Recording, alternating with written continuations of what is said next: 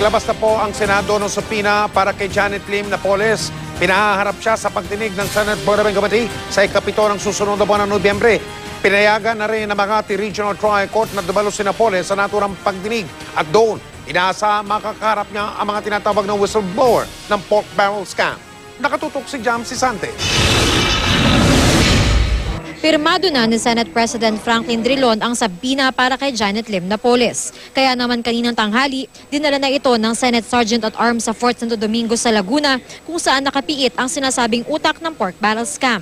Sa November 7, ang pagdinig ng Blue Ribbon Committee na dapat daluhan ni Janet Lim Napoles ayon sa subpoena na nilabas ng Senado. Inaasahang doon ay maghaharap sila ng mga whistleblower na tumestigo laban sa kanya. Pinadalhan din kasi ng Blue Ribbon Committee ng subpoena ang mga whistleblower na sina Ben Herluy, Gertrudis Luy, Marina Sula, Merlina Sunyas, Monet Briones at Arlene Baltazar. I think it's very convenient so that we can have a system of cross-checks and balances. No? You must remember, it can be validated, whatever is stated can be validated or repudiated by the whistleblowers. Pero sabi ni Drilon, maaaring piliin ni Napoles na huwag magsalita sa pagdinig ng Senado. The right against self-incrimination is it's a right and a privilege of everybody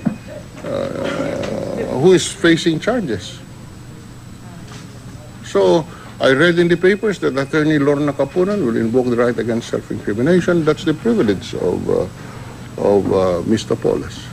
Bagamat halos kasado na ang pagharap ni Napoles sa pagdinig ng Blue Ribbon Committee, malabo pa ring humarap ang tatlong senador na kasama sa reklamong plunder sa Office of the Ombudsman.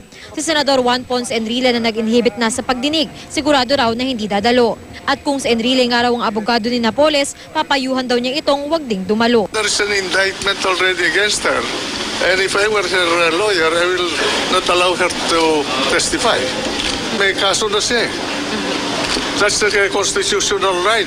Bill of Rights lang kausap mo niya. Nauna na ring sinabi ni Senador Bong Revilla na hindi siya dadalo kahit na pumunta si Napoles. Si Senador Jinggoy Estrada naman daw, hindi pa desidido kung dadalo sa hearing. Pero sakali mang sumipot siya, hindi raw siya magtatanong. Mahirap ako kasi I was one of those who were implicated in this alleged scam. So it might be self-serving to me. So baka kung ano pa sabihin ng tao.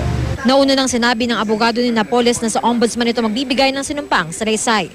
Jam Sisante, nakatutok, 24 oras.